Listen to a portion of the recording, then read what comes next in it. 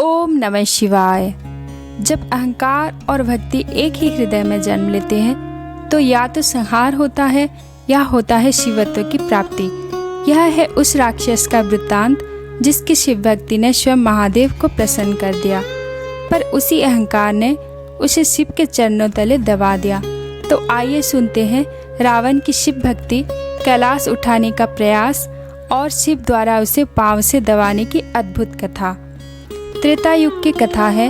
ब्रह्मा के वंश में उत्पन्न हुआ एक महाप्रतापी राक्षस रावण।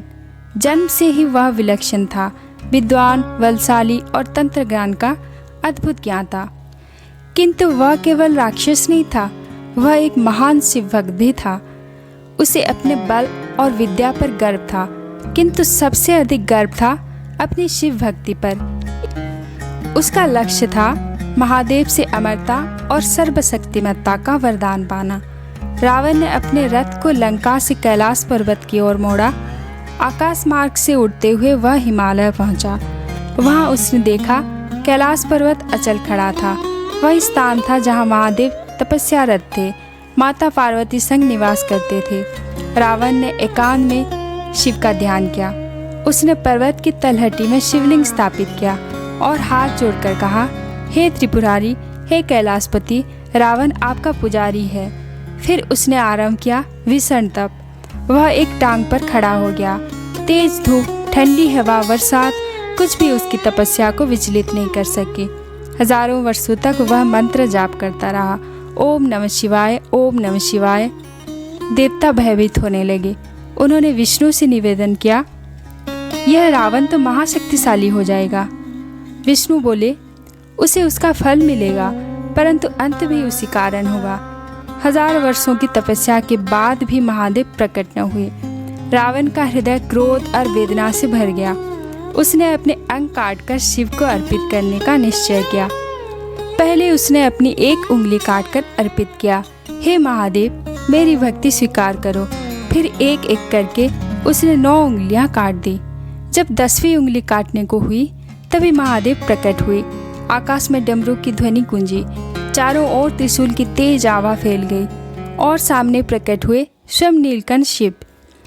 रावण ने रक्त से सना हुआ मस्तक झुकाया और कहा, हे शंकर, मैंने आपकी भक्ति की है, अब कृपा करें। महादेव प्रसन्न थे। उन्होंने रावण को वरदान दिया, हे दशग्रीव, तुम्हारी भक्ति से मुझे संतुष्ट कर दिया। तुम महान विद्वान हो, परंतु तुम्हारे भीतर अहंकार भी है। रावण ने शीघ्रता से रावण चाहता था कि महादेव साक्षात लंका चलकर उसके नगर में वास करे, परंतु शिवजी कैलाश पर्वत पर पार्वती संग ध्यानमग्न थे। वे किसी के भी आग्रह से विचलित नहीं होते।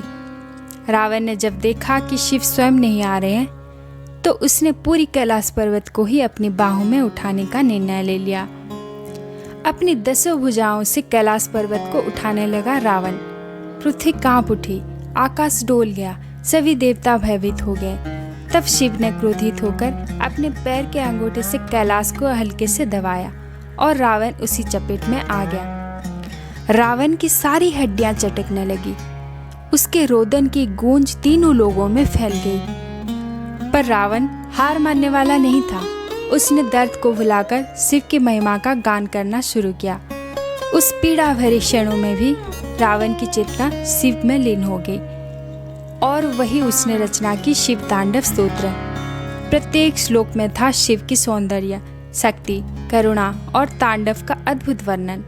हर पंक्ति महाकाल के प्रति भक्ति की चरम सीमा थी। जटाटवी गलज्ज्वल प्रवाह पावित स्थले, शिव के जटाजूट से गिरती गंगा की पवित्र धारा का वर्णन।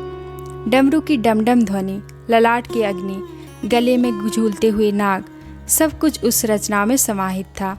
शिवजी उस विलक्षण स्तुति से प्रसन्न हुए। उन्होंने रावण को दर्शन दिया और कहा, रावण, तू मेरा सच्चा भक्त है, मैं तुझसे प्रसन्न हूँ। शिव ने रावण को वरदान दिया, तेरा यह स्तोत्र जो भी सच्चे मन से गाएगा उसे मेरी कृपा और शक्ति प्राप्त होगी। और तभी से शिव तांडव स्तोत्र को महाशक्ति का प्रतीक माना गया। रावण एक राक्षस राजा होते हुए भी शिव भक्ति में ऐसा डूबा कि उसकी पीड़ा से उपजी कविता आज भी भक्तों के मन को जय शिव शंकर। हर हर महादेव।